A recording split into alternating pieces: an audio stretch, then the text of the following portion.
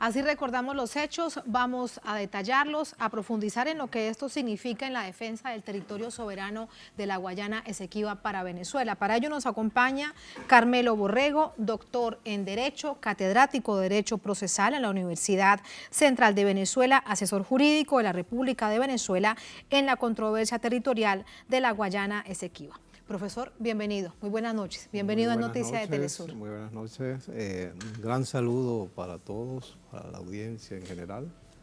Y bueno, complacido de estar acá compartiendo estas ideas y estas reflexiones en relación a la sentencia del 6 de abril de 2023, producida por la Corte Internacional de Justicia. Sí, lo primero, profesor, que quiero pedirle es lo siguiente. El Estado de Venezuela reconoce que esta instancia de la controversia territorial con la Guayana Esequiba, con el Reino de Gran Bretaña, debe dirimirse en el Acuerdo de Ginebra. ¿Por qué va entonces a la Corte Internacional de Justicia en esta oportunidad? Sí. Bueno, todo esto es una gran historia, pero trataremos de simplificarla. Y particularmente porque la situación se presenta a partir de la demanda que unilateralmente presenta la República Cooperativa de Guyana ante la Corte Internacional de Justicia. Su base es sencillamente la carta que emite el secretario general, a través de la cual se elige la Corte Internacional de Justicia como el medio para resolver la controversia, según los términos, de acuerdo con el secretario general, según los términos del Acuerdo de Ginebra. En este sentido, la situación en la que se establece de una manera irregular esa demanda, conduce a Venezuela a tener que buscar mecanismos de defensa. Y esos mecanismos de defensa incluyen, por supuesto, contradecir todos los elementos que pudieran ser y los que son integrados en la demanda guyanesa. Esto hace que, particularmente, en nuestra primera acercamiento ante la Corte, a través de la Vicepresidencia de la República, fue justamente señalarle a la Corte que no tenía jurisdicción sobre este asunto para conocer de los términos del Acuerdo de Ginebra.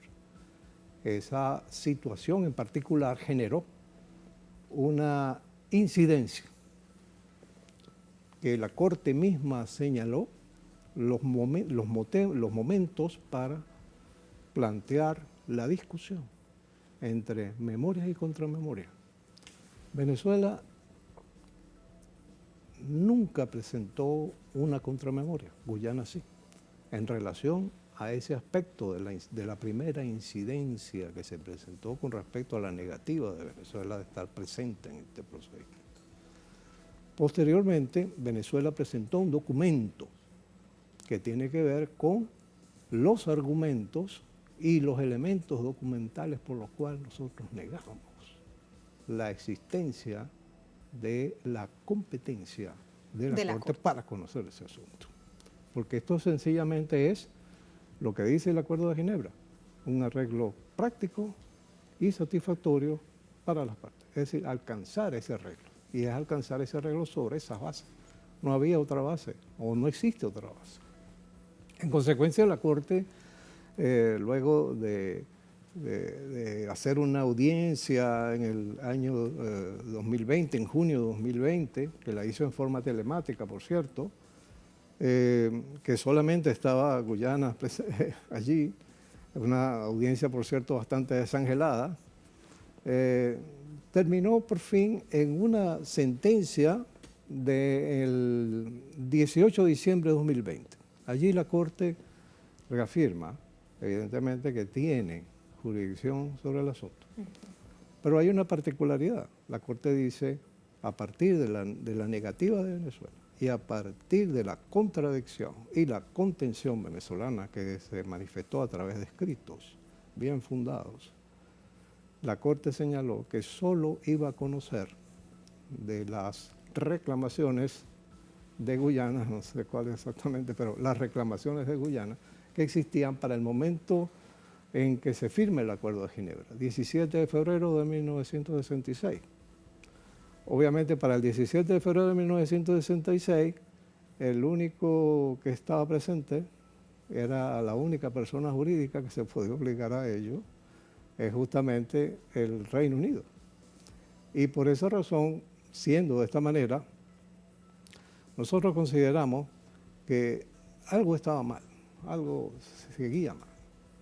Ciertamente, mediante comunicados, se hizo el rechazo respectivo, así como recientemente se manifestó la vicepresidenta. En ese sentido también hubo una manifestación muy clara de rechazo a esa sentencia.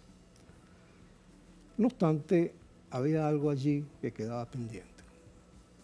Todavía no teníamos claro cuál era el horizonte de este asunto. Sin embargo, la Corte establece, bueno, vamos al fondo, vamos a ir al fondo ahora, vamos a pasar a la otra parte del procedimiento. Esa otra parte del procedimiento tiene la característica de, primero, la parte demandante presenta su memoria y la contraparte, en este caso el demandado, presenta una contramemoria.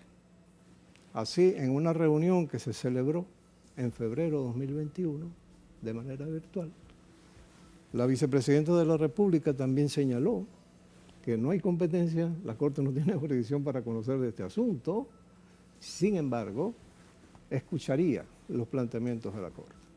La Corte, en el mes de marzo, a través de una orden, fija el término para memoria y contramemoria. Guyana presenta su memoria el 8 de marzo de 2022.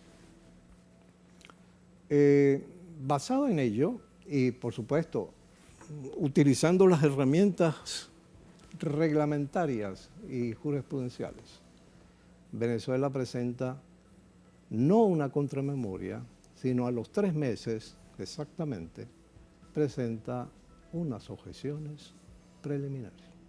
Y esas objeciones preliminares omnicomprensivas, que tenían una gran cantidad de elementos, particularmente se focalizaban.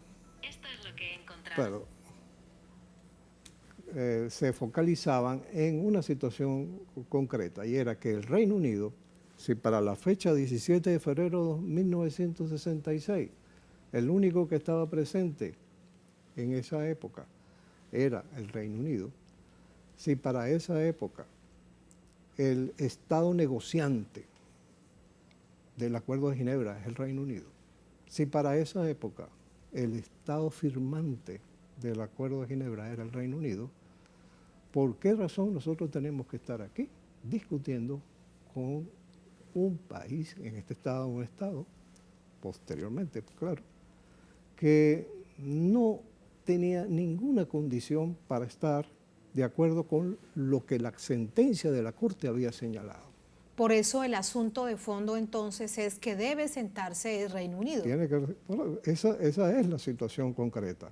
Y eso fue lo que nosotros señalamos expresamente ante la Corte. Y esa es la importancia, profesor, de la presencia de Venezuela en este proceso ante la Corte Internacional de Justicia. Por esa razón nosotros ese estamos... es el asunto clave.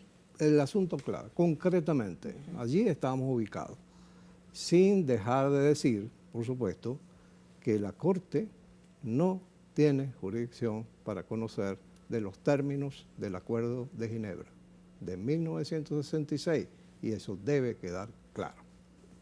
Tal no como lo confusión. decía Tal como el lo mismo dijo día la vicepresidenta de la Nación. Tal como lo dijo él, es así, evidentemente es así.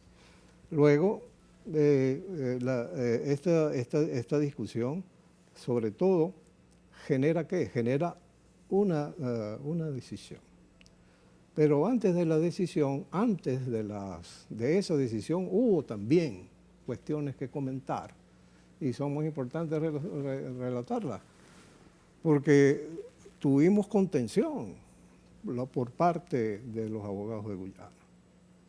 Eso hay que decirlo también. Ellos negaron que teníamos posibilidad de que la Corte admitiera este asunto.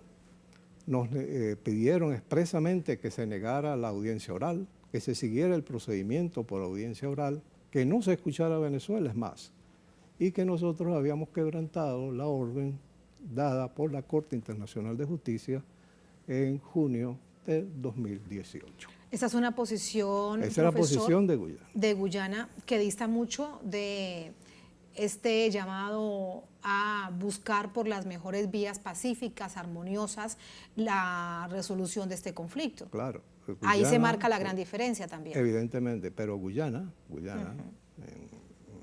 no es por nada, pero es así, es la historia, y es lo que se ha escrito, y es lo que aparece documentado en todas partes, es que Guyana, después de 1966, jamás ha querido sentarse a discutir nada. Esto hay que decirlo, lo hacemos con mucha claridad. Ahí están los documentos de la comisión mixta del año 1966 hasta el 70, donde sencillamente lo que hizo Guyana fue sentarse a esperar, es decir, dejar pasar el tiempo, como pasó con respecto al último lapso que se dio por parte del secretario general para zanjar el problema o la controversia, pero que solamente le dijo, bueno, te voy a dar un año más de buenos oficios. Si no se ponen de acuerdo las dos partes para continuar los buenos oficios, esto va a la Corte. Ciertamente, ¿qué pasó? Guyana se sentó en una silla a esperar que pasara el año. Y eso fue todo. Y así de simple. ¿Qué es lo que está buscando expresamente Guyana? Guyana lo que está buscando es que la Corte le valide su laudo. Es decir, nosotros llamamos en nuestra jerga procesal, le llamamos una declaración una sentencia mero declarativa, ¿verdad?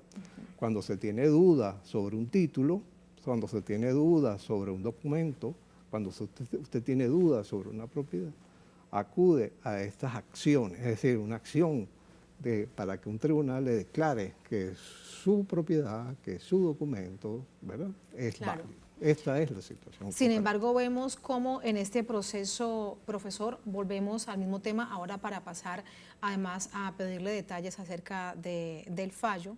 Sin duda es jurídico, nos han dicho que también sienta jurisprudencia, pero de la manera más didáctica usted nos ayudará a comprenderlo, en que el gobierno y el Estado de Venezuela, el gobierno bolivariano dice, esto es con Reino Unido y no directamente con nuestra vecina Guyana. Ahora, hablemos sobre el fallo, hay una frase específica, yo quiero pedirle a la producción que la pongamos en pantalla para que a partir de allí usted nos diga lo que esto significa. La objeción preliminar de Venezuela es admisible. La objeción preliminar de Venezuela es admisible. ¿Qué es lo que significa y en este proceso hacia dónde se dirige? Sí, ciertamente la admisibilidad es como una primera fase de una acción que uno intenta. Una cosa es admisibilidad y otra cosa es procedencia. Ciertamente la Corte en este caso declara que es admisible la objeción porque evidentemente nosotros teníamos suficientes argumentos jurídicos e históricos por las cuales demostramos que evidentemente Reino Unido no está presente y tenemos que discutir con el Reino Unido, no con Guyana. De hecho, la audiencia oral realizada en noviembre se refirió más del 90% es al Reino Unido y no a Guyana. Esto hay que tomarlo muy en cuenta. Ciertamente esta expresión de la Corte tiene mucho que ver con ellos entienden que la objeción de Venezuela se dirigió exclusivamente a obstaculizar el ejercicio de la competencia de la Corte y no necesariamente a la competencia como tal, como su definición como tal. Es lo que dice la Corte. ¿Quiere decir esto entonces, profesor, que la estrategia de Venezuela va en el camino correcto? En ese instante y en este momento, formalmente, nuestra estrategia fue correcta, bien administrada, bien llevada, bien argumentada. Y, por supuesto, la Corte, en este sentido, reconoce que efectivamente esa actividad procesal realizada por Venezuela fue ajustada a derecho. Está planteada en los rigores que la misma Corte ha establecido. Eso es muy importante. Ahora, vamos a un párrafo que también es bastante explicativo en este proceso que usted nos está ayudando a comprender para toda nuestra audiencia en América Latina, el Caribe y el mundo. Lo ponemos en pantalla. Párrafo 107. A la luz de lo anterior, el tribunal concluye que, en virtud de ser parte del Acuerdo de Ginebra, el Reino Unido aceptó que la controversia entre Guyana y Venezuela se resolviera por uno de los medios establecidos en el artículo 33 de la Carta de Naciones Unidas y que no tendría ningún papel en dicho procedimiento. En estas circunstancias, el tribunal considera que el principio del oro monetario no entra en juego en este caso. Esto es importante, por eso lo resaltamos, Sí, usted nos va a explico. explicar. De ello se desprende que incluso si el tribunal, en su sentencia sobre el fondo, tuviera que pronunciarse sobre determinados comportamientos imputables al Reino Unido, que no pueden determinarse en la actualidad, ello no impediría al tribunal ejercer su competencia que se basa en la aplicación del Acuerdo de Ginebra. Por consiguiente, procede a desestimar la excepción preliminar planteada por Venezuela. ¿Qué es entonces, en forma sencilla, lo que aquí Sí. quiere decir? Sí, vamos a diseccionar, digamos Bien. así, el párrafo, ¿no? Ciertamente Venezuela opuso excepciones, en este caso excepciones de inadmisibilidad. No necesariamente estaban referidas a la jurisdicción, sino simplemente a que la demanda de Guyana no era admisible.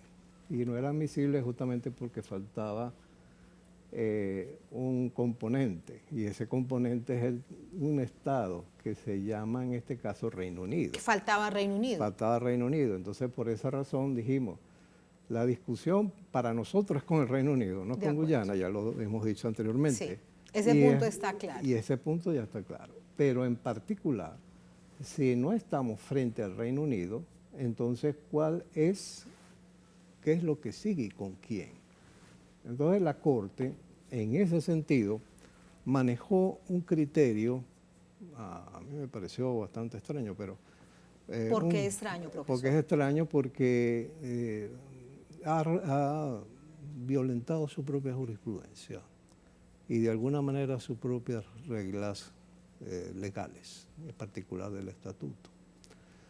Un Estado no puede estar en un procedimiento ante la Corte sin su consentimiento. Este es un principio general aceptado por toda la jurisprudencia de la Corte y así lo ha establecido. ¿Qué fue lo que ellos dijeron? Ellos lo que extrajeron del Acuerdo de Ginebra y que justamente Reino Unido fue Estado firmante del Acuerdo de Ginebra, entonces ellos dijeron, si el Reino Unido firmó el Acuerdo de Ginebra, se constituyó en parte del Acuerdo de Ginebra, quiere decir entonces que asume todas las consecuencias que se deriven del Acuerdo de Ginebra, con lo cual ello tiene que ver con los medios de solución de conflictos basados en el artículo 33 de la Carta de Naciones Unidas que están planteados en el artículo 4.2 del Acuerdo de Ginebra. Dicho de una manera sencilla, le jaló las orejas a Reino Unido. Le dijo, tú estás aquí. Le Allí dijo, estás. Reino Unido, tú estás aquí retratado. Y como estás retratado, la objeción de Venezuela no tiene, en este caso, las consideraciones para ser admisible, pero es por el argumento en el cual ellos entienden que el Reino Unido ya está. Por ello le digo que es un poco un juego extraño. Claro, extraño, pero ¿cómo lo interpreta usted? ¿Por qué cree usted que la Corte Internacional de Justicia toma esta decisión que, de acuerdo a lo que usted nos está diciendo, no se apega a sus propias normas? Sí, porque eso tiene mucho que ver con un elemento interesante que ellos mismos establecen a través de la sentencia 2020. Y justamente allí hay que tomar en cuenta los párrafos 138 y 139 de la misma sentencia. En esa sentencia, ellos simplemente se refieren a Guyana, a la República Cooperativa de Guyana. quedan entrampados en esa situación, por lo cual ellos dicen, esto es cosa jugada. Y ese párrafo 138 para ellos es palabra de Dios. Es decir, ya no lo voy a modificar y solamente quizás la puedo modificar con una especie de malabarismo. Y eso fue lo que hicieron. Lo que hizo en esta sentencia. Lo que se Malabarismo hizo en esta extraño. sentencia. Un malabarismo que no es correcto. Bien. De hecho, el propio voto salvado, el único en este caso, que es del juez ad hoc nombrado por Venezuela, él dice que aquí se están rompiendo las reglas de esta Corte, de la jurisprudencia. Y en particular, no se entiende cómo un Estado que nunca ha dado su consentimiento vaya a un procedimiento de una manera que no está, pero sí está al mismo tiempo, porque sobre él se va a hablar, se va a evaluar su conducta. Y allí es donde está el problema. Entonces dice, era mejor que la Corte enviara este asunto al fondo, porque probablemente las excepciones de Venezuela no tenían necesariamente un carácter preliminar. Y Claro. esto forma parte pues, de una de las opciones que el mismo reglamento plantea en cuanto a las propias decisiones de la Corte. Entonces, ciertamente, sí. si tenemos esto, si jalamos por un pelo, perdón la expresión, al Reino Unido, ¿verdad? Y lo colocamos sencillamente, pero no como Estado que va a participar, sino sencillamente sobre la conducta del Estado realizada durante el siglo XVIII y del siglo XIX, pero particularmente del siglo XIX, que es precisamente el detalle particular cuando Venezuela formula el fraude arbitral de 1899. Tiene que ver mucho con los aspectos antes, durante y después del laudo arbitral del 3 de octubre de 1899. Me quedan Por dos esa razón, sí. le está diciendo, nosotros, porque usted firmó el Acuerdo de Ginebra, nos vamos a dedicar a evaluar el comportamiento del Reino Unido en esa época, a partir de las consideraciones que el propio Acuerdo de Ginebra plantea. Aquí Ahora, una pregunta, sí, una pregunta histórica para hilar en ese momento que resulta fundamental, profesor, y a punto además de despedirlo, que lamentablemente se nos acaba el tiempo, tendremos otro capítulo Sí, para seguro. que nos ayuden a comprenderlo con tal claridad. Y es si alguna vez en la historia Guyana no perteneció a Venezuela. Guayana No perteneció. Guayana pertenece a Venezuela, toda la Guayana. ¿Mm? Esto es desde la ¿Un Capitanía pedacito General de alguna vez Venezuela, habrá pertenecido a otro 1777 en país? adelante. Nunca, jamás. Todo jamás. ¿Por qué? Porque todo ese territorio de Venezuela, heredado de la Capitanía General de Venezuela, indudablemente que implicaba la Guayana, la provincia de Guayana, evidentemente todo eso formaba parte de su territorio. Sobre estos aspectos ahí existen documentos históricos, mapas incluso. El primer mapa que se reconoce, incluso publicado en Londres, sobre lo que constituía, en este caso, el territorio de Venezuela, justamente es del 1777. Y allí, pues, el territorio abarcaba hasta la provincia de Guayana. Esos documentos históricos, esos mapas, son parte de la defensa de Venezuela. Forma parte de nuestro arsenal de documentación histórica que evidentemente estamos dispuestos pues, a llevar para fundar, seguir fundando los derechos de Venezuela sobre la Guayana Esequiba. ¿Qué proceso viene ahora, profesor? Ahora, la Corte, por cierto, acaba de fijar la contramemoria de Venezuela para dentro de 12 meses, Es decir, hasta abril 2024, 8 de abril 2024, tenemos el chance, dice la Corte, para que nosotros presentemos nuestra documentación. Venezuela considerará o no participar. Ya esto es un asunto que escapa a nuestra mano. Lo importante es que, hay que decirlo, ¿no?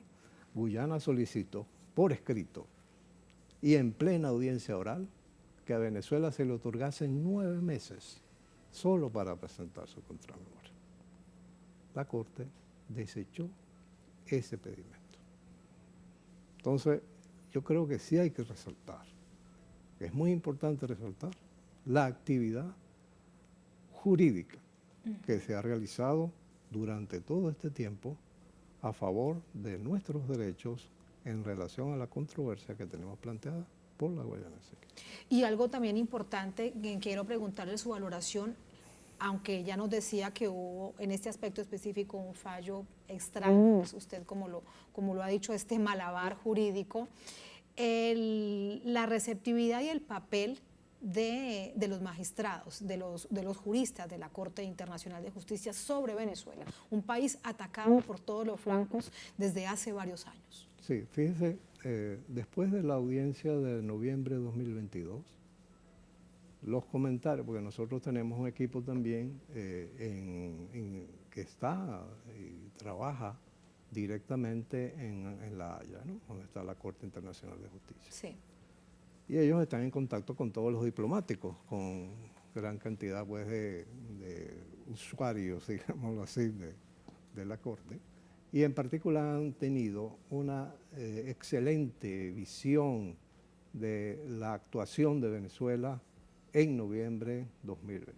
Es decir, que esto ha cambiado significativamente la imagen de Venezuela en el mundo, sobre todo en el mundo jurídico, que crea en este caso pues una particular frontera en el tema judicial y en el tema jurídico. Yo creo que ahí estamos bastante bien posicionados desde el punto de vista de la imagen. Yo creo que eso hay que resaltarlo también. Cuando usted nos habla además que se sienta jurisprudencia, esto será de un lado muy positivo, pero del otro lado se lo pregunto si será negativo o cómo se califica teniendo en cuenta que ellos se saltan sus propias normas y en el marco del derecho internacional ¿esto qué significa? Sí, es un poco, digamos, complicado. De hecho, el caso de Venezuela es un caso único, o sea, no hay un caso parecido. No hay un caso que tenga un acuerdo de Ginebra. En ninguno de los procesos de descolonización no ha estado presente. Sin embargo, una cosa sí es importante, y es que esos planteamientos que ofrece la Corte, evidentemente ella los puede volver a revisar. Nuestro objetivo, bueno, porque hay jurisprudencia también de la misma Corte Internacional de Justicia, que dice que las objeciones o unos planteamientos defensivos pueden también considerar por parte de la Corte revisar sus propios fallos en relación a cierta determinada controversia. Esto incluso lo hemos podido ver en el caso de Irán, en la sentencia de Irán en Estados Unidos, que también se podría comentar, pero hay cosas allí muy interesantes sobre estos planteamientos que hace la Corte, ¿no? Y nos abre pues otros caminos. Hay otros caminos abiertos, la defensa de Venezuela sigue adelante, tenemos unas estrategias planteadas que evidentemente no podemos comentar, ni vamos a comentar tampoco, pero que van en una excelente dirección, ¿no? Por la defensa de la soberanía de Venezuela. De nuestro Esequibo. Muchísimas gracias, profesor, y bienvenido siempre. Muchas gracias. Muchísimas gracias a ustedes. Gracias por su explicación. Ya. Muchas gracias.